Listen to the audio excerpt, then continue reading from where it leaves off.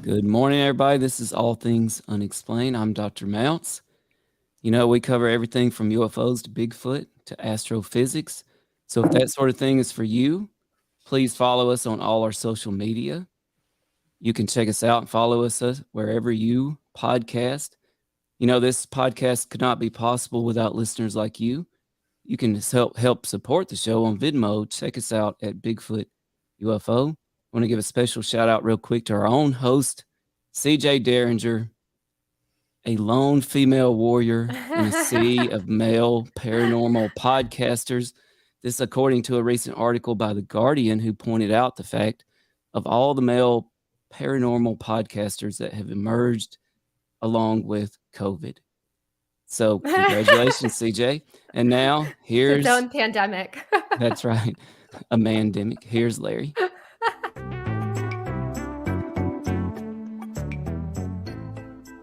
All Things Unexplained. Hosted by Dr. Mounts. Let's face it, we were always ready to roll without him anyway. CJ Derringer.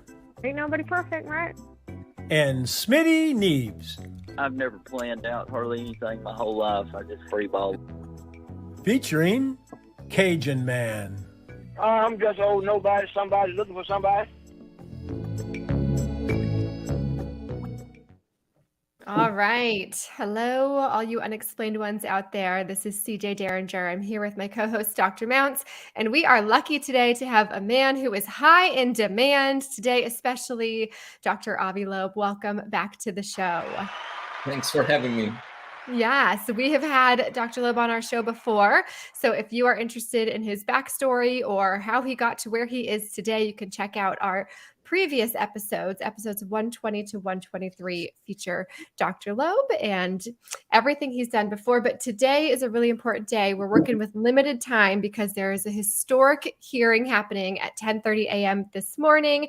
The Senate Armed Services Subcommittee of Emerging Threats and Capabilities is going to be hearing from AARO, which is the All-Domain Anomaly Resolution Office. That's a whole lot to say right there.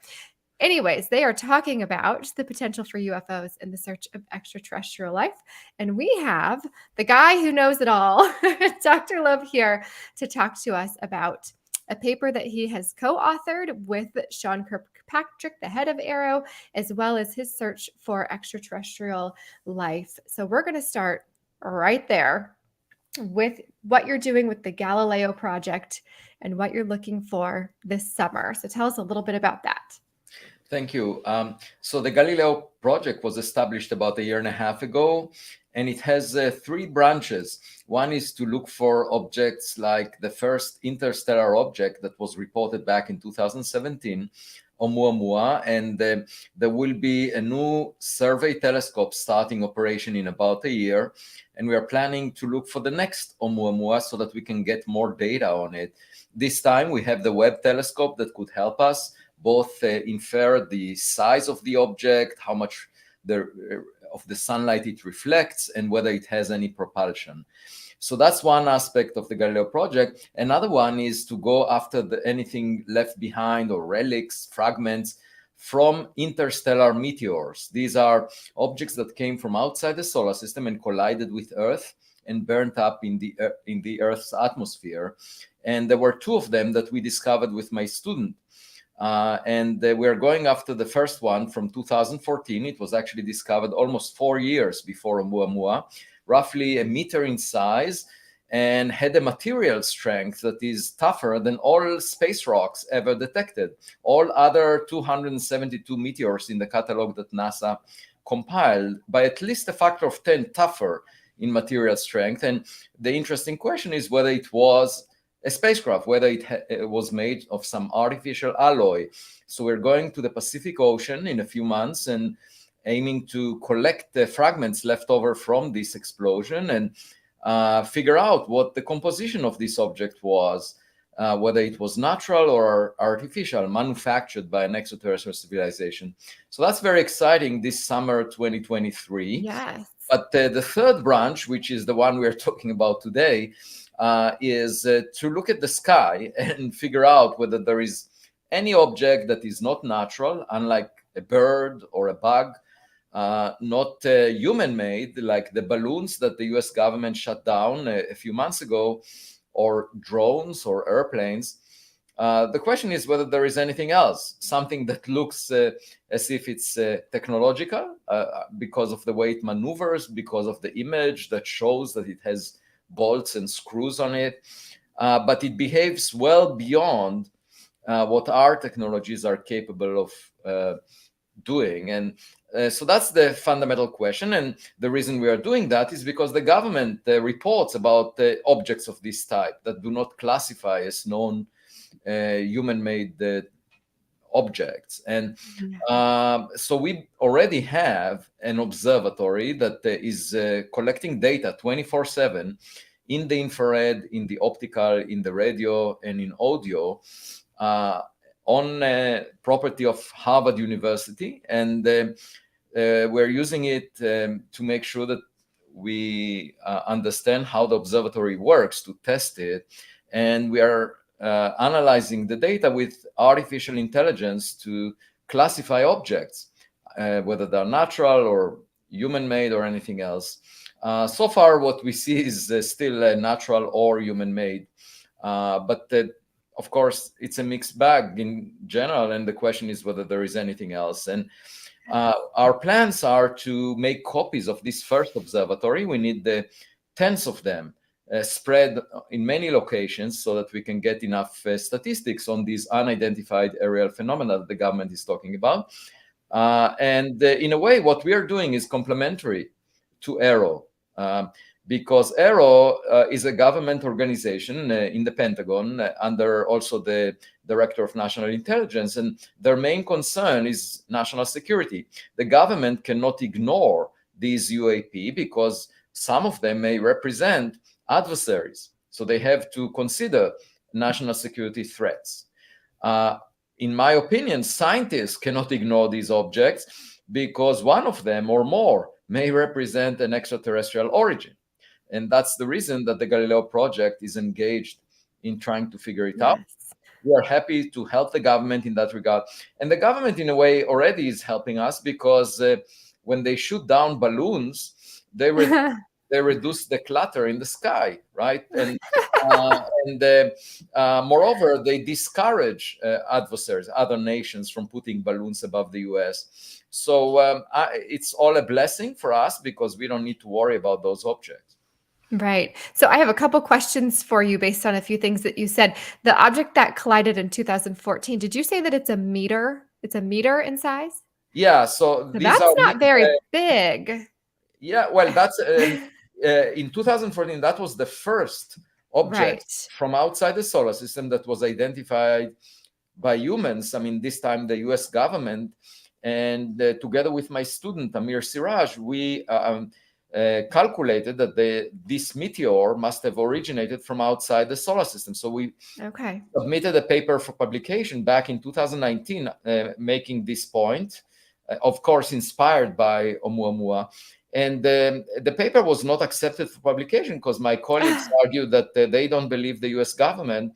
But then the Department of Defense issued a letter to NASA in last year, in which they confirmed that indeed this meteor, the 99.999% was from interstellar space. And they also released data about the fireball that it created about 10 kilometers over the Pacific Ocean. And we were able to infer that it's indeed tougher than all other space rocks that the government ever detected over the past decade. So 272 of them, and that makes it an outlier. And most recently, we were able to pinpoint the location of this explosion to within a kilometer, which is extremely important when we will go there to search for the fragments. So So how do you search for something that's a meter in size or fragments of it at the bottom of the ocean? I should say the fragments are the size. I mean, we don't know exactly their size because it depends on the composition, but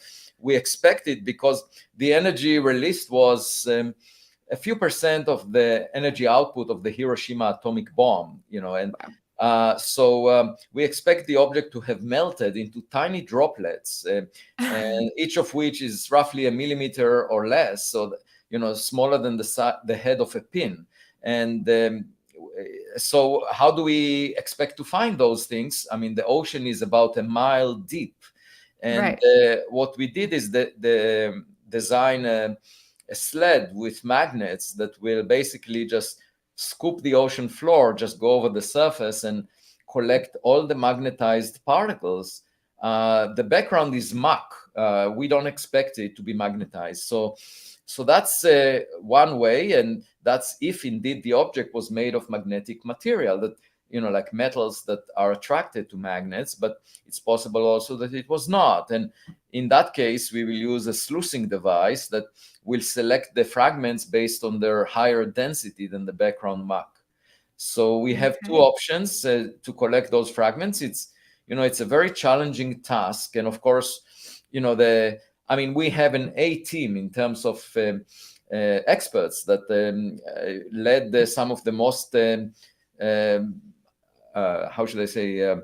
the most ambitious expeditions, for example, to the deepest ocean point or to the Titanic. We have some of these people on the team, and I told them, one of them suggested that he will bring champagne just to celebrate. But I said, we will not drink that champagne until we find something. I'm really, there is a chance that it will be so difficult that we won't be able to find it. But we are trying. Without trying, obviously, we will not find it. Right. Well, very exciting. We're looking forward to hearing how that goes, and hopefully you'll come back and share with us the details after this summer. But given our limited time, I really want to dive into this paper that you co-authored with Sean Kirkpatrick, especially given what is going to take place in a half hour today. And I'm sure you've been heavily involved in that. So, Tim, did you want to dive into some of the details from that paper, and then we can ask a few pointed questions? Oh yeah. Well, first I want to revisit that fireball that was off the Papua New Guinea, wasn't it? Yes. For IM-1. Yes, it's about 100 kilometers off the coast of Manus Island, based on seismometer data that we analyzed. Yes. Oh, awesome. And Dr. Loeb, what motivated you to write this paper with Dr. Kirkpatrick? Oh, he just wrote an email to me one day that was about half a year ago and said, I will be in your area. Could we meet? Okay. I don't force myself on anyone. People just want to We're all forcing ourselves on you. Yeah.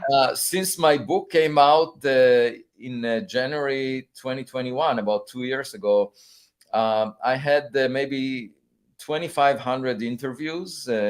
And there were, I would say hundreds of people that came over to meet with me, many influential people, some multi-billionaires. That's how I got the Galileo project funded. I didn't do any fundraising. People just came to me. With the expedition, for example, we needed $1.5 million. And I announced our intent to go there. And then within a few months, I had a Zoom call with a funder, Charles Hoskinson, that contacted me and suggested to fund this expedition. So, that was very rewarding. And these are people that I didn't know before that came forward and said that they were inspired by the vision. And I have a new book coming out in August 2023 called Interstellar. And it talks about, the implications for humanity if we find anything in the coming months that is of great significance. And of course, the government may have some data already that is classified. I don't have access to that data. But when Sean Kirkpatrick suggested to meet me at my home, I said that would be great. And he came over and we had a nice discussion. And as a result of that, we wrote this paper. He suggested it. And by the way, the draft of the paper was ready, like I would say, back in December 2022, and I wanted to put some data in it because otherwise I thought that there isn't enough content. And then about a month ago, he contacted me again and asked, what about the paper? And I said, well, I'm not sure there is enough material in it. But then I sort of thought about it and I said, okay, well, let's move forward. And I put it on my website, and then people went crazy. Yeah. I don't fully understand it because I didn't expect anyone to pay any attention. Well, You do there's some bring serious up some things. amazing things. Yeah. And, interestingly, we had you on our show in December, and I don't expect you to recall that because you've had so many interviews, but you mentioned to us that the director of AARO had come to your house and asked you to write a paper. And we mistakenly thought that the paper you were referring to was the one discussing UAPs in Ukraine. That's what we thought. We were like, why would he write a paper dispelling these UFO? Okay, so this makes more sense that this is the paper he wanted you to ask. But in this paper, you're talking about the potential for a mothership releasing these dandelion seeds to our planet to either, self-propagate here or to do scientific research, and that possibly they're using water to as their fuel, and they're using solar power. There's a lot in this paper that, people are very interested in. And for those that have not read it yet, it's called The Physical Constraints on Unidentified Aerial Phenomena. And it's only on your website currently, is that correct? Yeah, because there was so much response. People went crazy that I don't know if it will ever get published, just because I don't think it needs to be. There was so much attention. If there wasn't any attention, I think it would have been out by now on a public website. But because of this response, I'm not sure what will happen to it, actually. I don't think it needs to be published. I think a lot of people have seen it already. Yeah. Oh, yeah. Right. It's out there for the public knowledge. I should say the dandelion idea was already briefly discussed in my book, Extraterrestrial. So, we were discussing in the introduction of this paper various scenarios for how probes will arrive to Earth. And of course, if you have a big spacecraft, it doesn't make sense for it to land on each habitable planet. We have Earth, we have Mars, we have potentially Venus. So, and also, if it lands on one of these, it will be one geographical location. It makes much more sense to disperse small probes in the habitable zone. And so that was the idea. And I'm already involved in a space corporation called Copernicus that plans to design the technologies necessary for a small swarm of small probes. And this is an idea that was floating in my mind for a while, because with small probes, you have the flexibility of visiting many places, of being much more intelligent in terms of what you carry. And that has not been the approach taken in the past, where big spacecraft were used to land in one location, especially on Mars. So that came naturally. And of course, if there are functional devices near Earth, that could be one way by which they arrived here. They didn't arrive on their own, but they were dispersed by a bigger object. And the other reason that I thought in this direction was that Oumuamua and the second interstellar meteor, which was discovered by the US government in March 2017, about 7 months before Oumuamua, they had the same speed at closest approach to the sun, and also the same distance of closest approach to the sun. And that intrigued me, because then I thought, maybe they are related. Maybe the second interstellar meteor, which was roughly a meter in size, was released from Oumuamua, which was 100 times bigger. And it was the size of a football field. And that led me to check the orbits of the two, and it looked as if the inclination, the direction from where IM2 arrived, the second interstellar meteor arrived, was different from that of Oumuamua. So apparently they were not coming from the same origin. And of course, if you have a baby probe released from a mothership at a large distance, even if the ejection speed is small, the arrival times could be very different. And the small probe can arrive to Earth while the mothership passes by at a large distance from Earth, because small ejection speed differences in speed could result in big differences when the two objects approach the Earth. And so we mentioned that as well in the introduction, but it's not as if there is any specific example that I can give. And as I said, this paper, as far as I'm concerned, since it didn't have a reference to specific data, I wasn't, thrilled about its significance. But other people found it interesting, so I guess Yeah. it served some purpose. Oh yeah. Now, And I should say, I'm speaking here on behalf of myself. Now, what Sean knows, I have no idea because I have no access to classified information. well, that I wanted to ask you, Dr. Loeb, do you consider yourself to be a part of AARO, and were you asked to join Dr. Kirkpatrick this morning in front of the Senate? No, I was not, and I'm not a member of AARO. I mean, I'm not a government employee. We are not getting any funds at the moment in the Galileo project from AARO. So what would be Sean Kirkpatrick's motivation to do this paper? I understand yours. What's his? Yeah, I think it's the fact that we are pursuing the scientific method. A lot of people in the public do not understand the difference between the various organizations that express interest in unidentified aerial phenomena. Let me give you an example. There was a Politico report about my paper with Sean Kirkpatrick that came out a few days ago, and in it there was a person that represents one organization that looks into archival data that was reported by citizens, things that are open in the public, and they have a beautiful website. I don't know how much funds they have, but it looks as if they have a lot of funding, and their representative that is responsible for collecting data was commenting in the Politico article. Now, I was curious because I never met that person. I checked him out, and it turns out that his credentials is in real estate. That's his profession, real estate. So clearly, he has no experience in science. And why would he be qualified to talk about objects in the atmosphere from a scientific perspective? He just made negative comments. So that's an example, okay, Right. of the culture that exists out there, of organizations that exist out there that say that they are really interested. Now, what are they doing?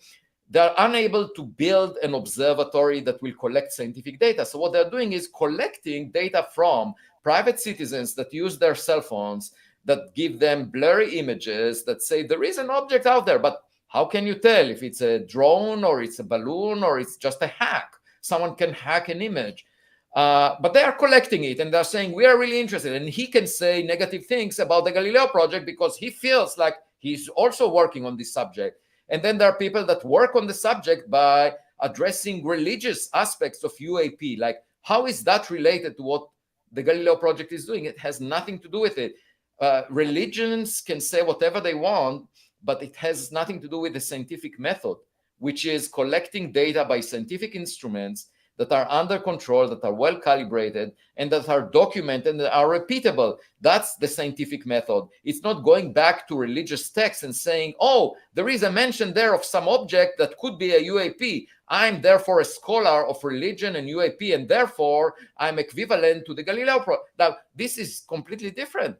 And then there are other organizations that some members of them had experiences. I saw something in my childhood, therefore I'm a believer. And then a group of those people come together and say, we are exploring UAP. Now, what are they exploring? They're exploring their experiences. And also I had a podcast interview just a few days ago of someone saying, well, I'm working in the political arena, and there we rely on people, only on people. So why wouldn't you consider eyewitness testimonies as evidence for science? And I say, well, look at any car accident when people are involved. You hear conflicting reports from people that were involved in the same event. So who would you believe? Look at FIFA that had the soccer World Cup in Qatar. They used cameras, video cameras, to infer whether there was a penalty or not. They didn't go to the players to ask them, what do you think? They didn't go to the benches or to the audience to say, to poll the audience. Everyone saw it. Everyone took photographs, like, what do you think? I mean, that's not the scientific approach. You can't rely on people. You have to rely on instruments. So the Galileo project is the first time in history, and within a few months, we'll collect more data than was ever collected in all the UAP reports throughout history in terms of the volume of data. It's just because we monitor the sky 24/7 with a dedicated observatory. It's not like we go for 5 days to Catalina Island and claim that we saw a hole in the clouds. Okay, like some groups say. That is not I think We're I've seen that familiar show. with this, yes. The point is, going for 5 days and seeing a hole in the clouds is not a convincing scientific evidence. Yes. So it sounds like you have as many people supporting you as you do getting in your way. But for today's sake, AARO going to this committee meeting, are they trying to secure more funding to keep doing what they're doing? Are they presenting information that they've found? What can be expected from today's hearing? Yeah, so I think the distinguishing feature of AARO, and I really applaud that, is they want to address the nature of UAP using the scientific method. And that is the reason that Sean came to my home, that we had conversations. That's the reason that we wrote a paper together. And let me just mention one additional important point, that a lot of people interested in UAP claim that they have evidence for new physics. And the evidence they have is just because of crappy data that is incomplete, data in which you don't know the distance to an object, and therefore you claim that it violates the laws of physics, because it's possible, given the uncertainty, it's possible that there is new physics. Now, that's not the way science is done. Let me clarify that again. Science is not done by crappy data that allows new physics to exist. That is not the way new physics is uncovered.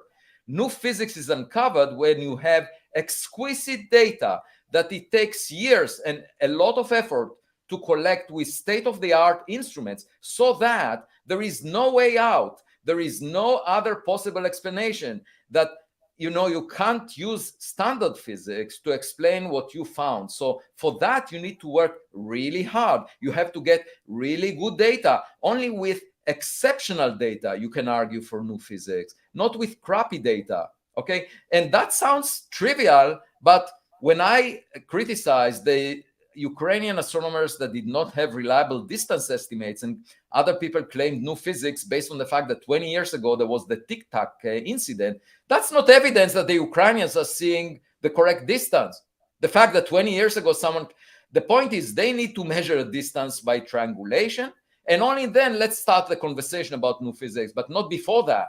Okay, so that's another thing that that people that are not professional scientists do not fully understand, that to argue new physics, you really need no way out of explaining what you see from known physics. Okay, so you need exceptional data, and to collect exceptional data, you need to build the instruments, the observatory, and that takes a lot of effort. It's much easier to sit on the couch and express an opinion, or to write something on Twitter and express an opinion. Oh, I think this and that, and then say, I call my organization a UAP, an organization of UAP enthusiasts. You can do that without any effort, but there is a huge difference between doing that and actually investing a lot of your time in assembling state-of-the-art instruments that will give us conclusive data about the nature of UAP. It's very different.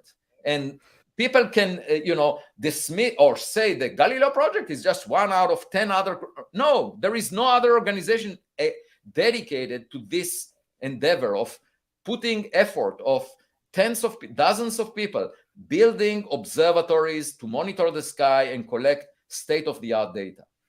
So is AARO trying to get funding to do that, to build state-of-the-art equipment to use? Well, I hope so, because we have a common objective, which is to apply the scientific method to UAP. Okay, yeah. So that objective, as far as I'm concerned, is part of doing science. From their perspective, from the government perspective, it's really important to figure out what these unidentified objects are, because they may pose a national security threat.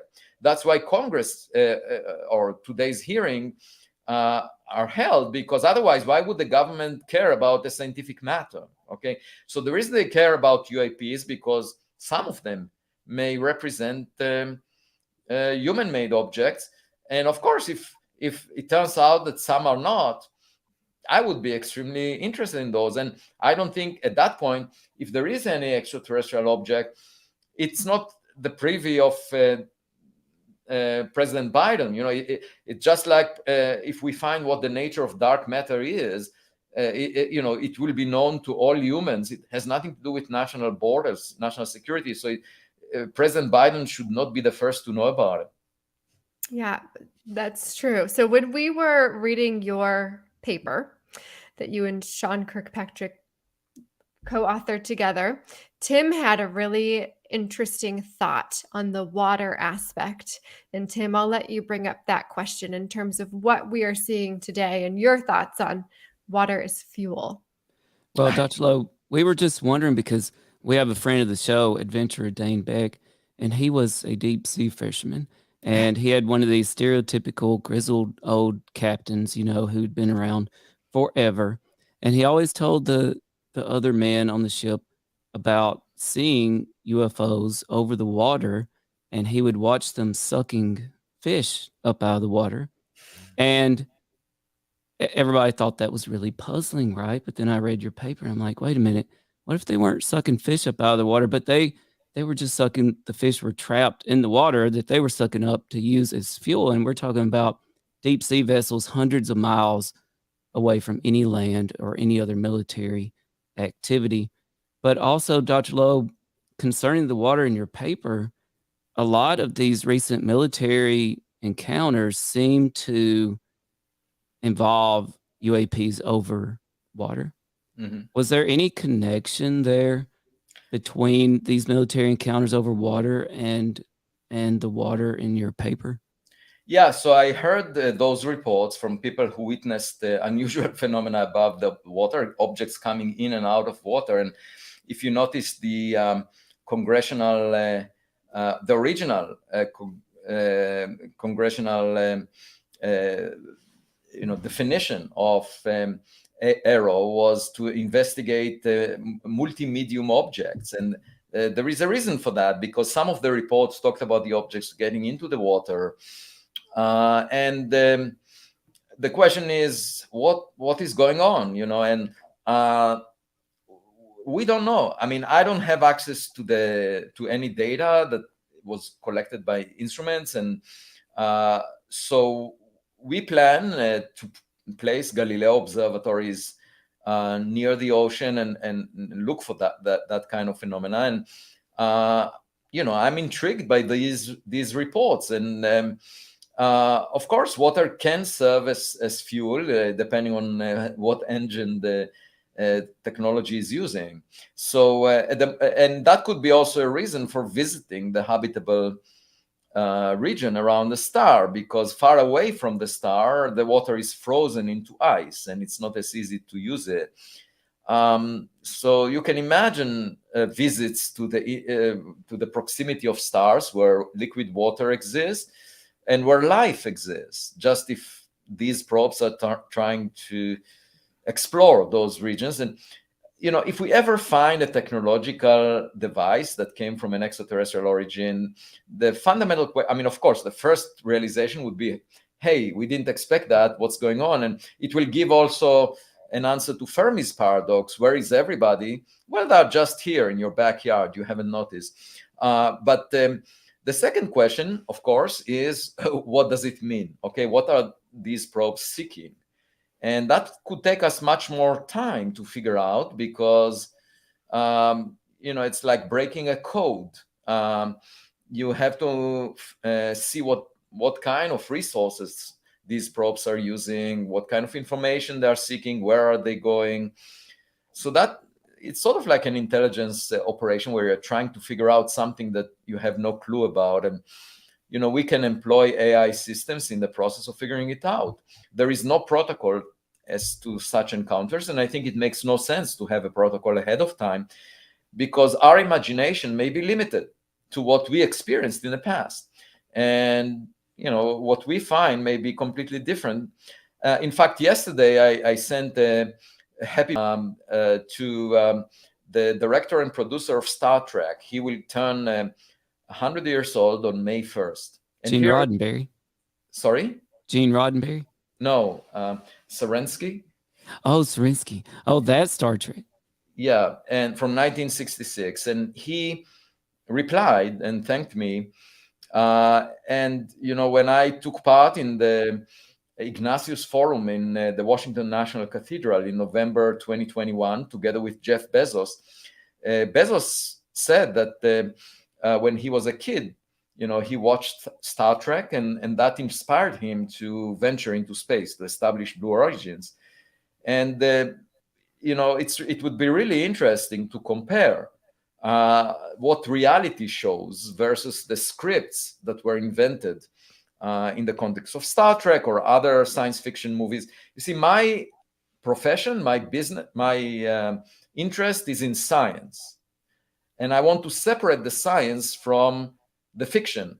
And it may well be that the science will reveal results that are far more imaginative than the script of Star Trek.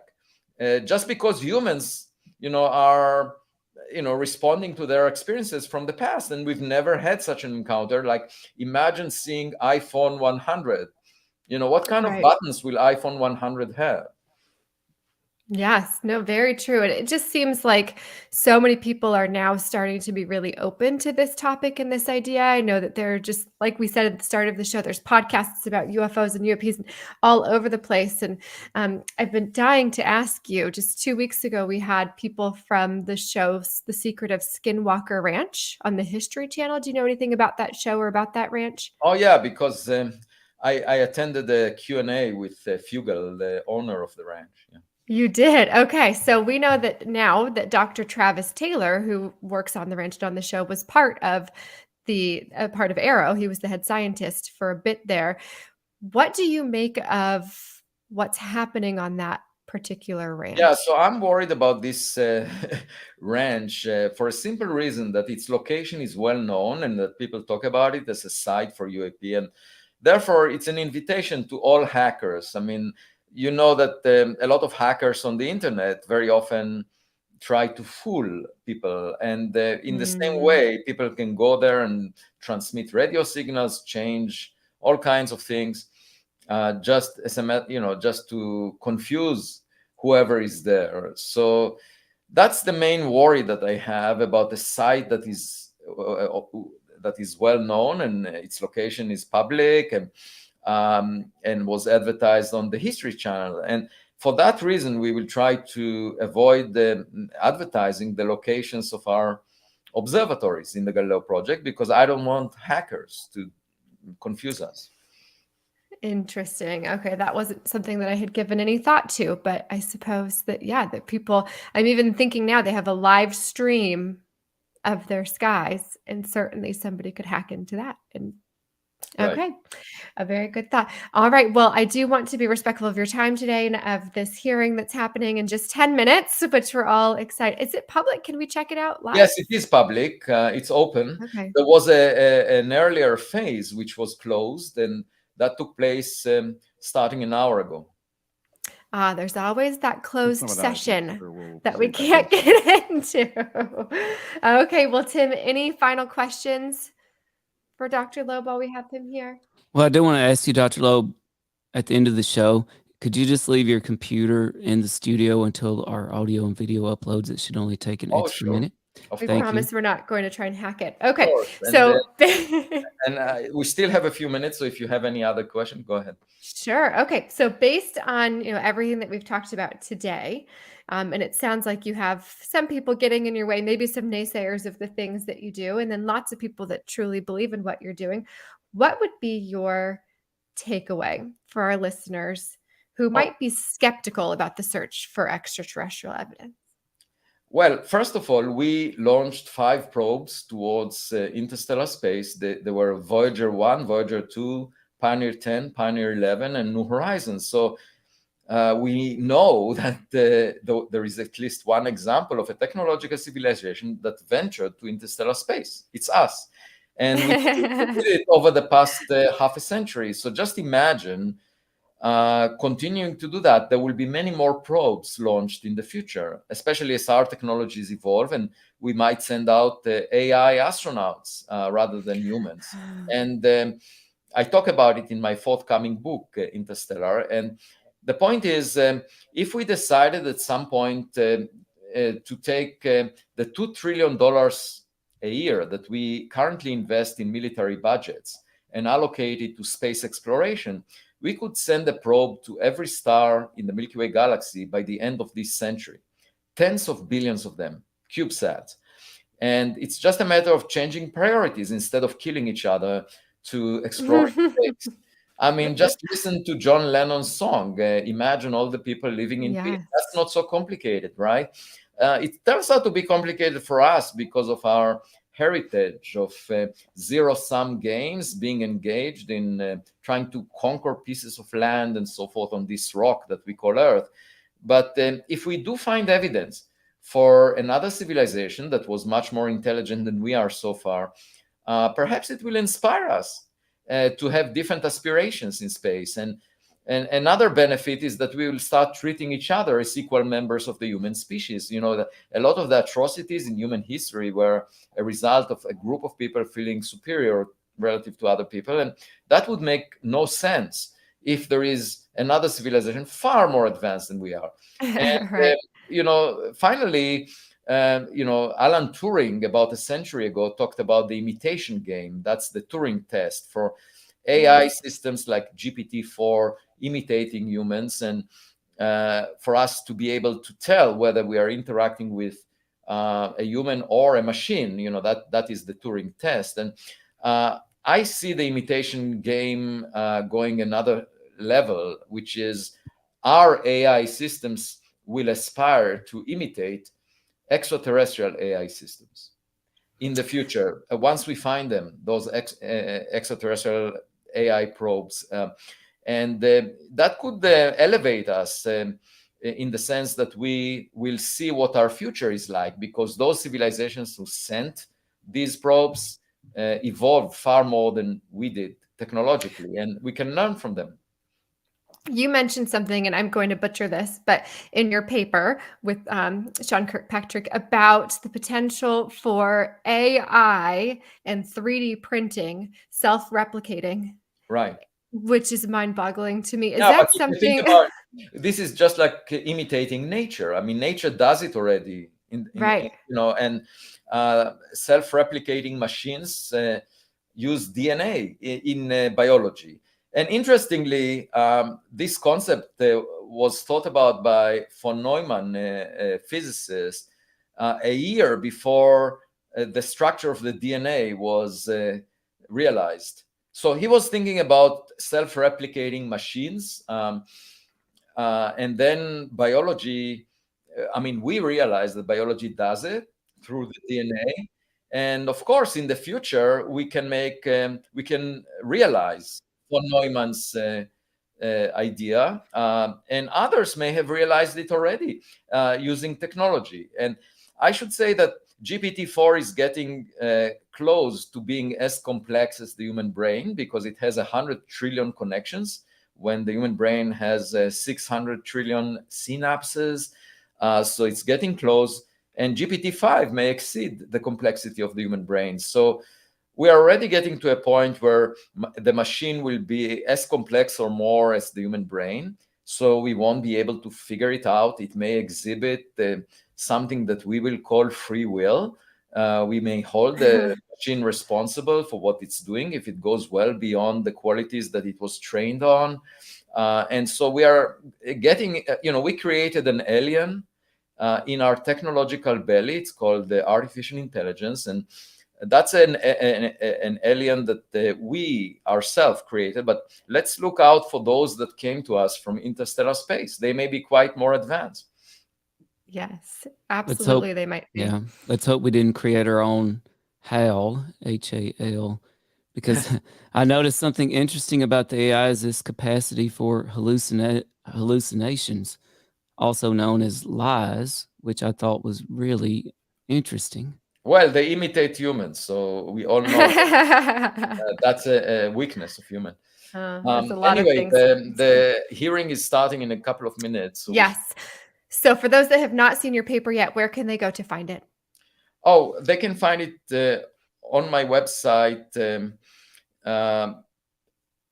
we can give the link for that. Generally speaking, on medium.com, I put an essay every couple of days and provide updates. And some of my essays talk about, in fact, the latest one has a link to the paper. Okay, I did see that. All right, so check out Avi Loeb on Medium. We are so thankful for everybody that tuned in. Send us your questions, send us your adventures. We hope that everybody will stay happy, stay strange, and listen to All Things Unexplained. Thank you, Dr. Thanks, Loeb. everybody. Thanks, Dr. Loeb. Thanks for having me. Yes. Reminder to stay in the studio so we can upload that audio and video. Okay, I leave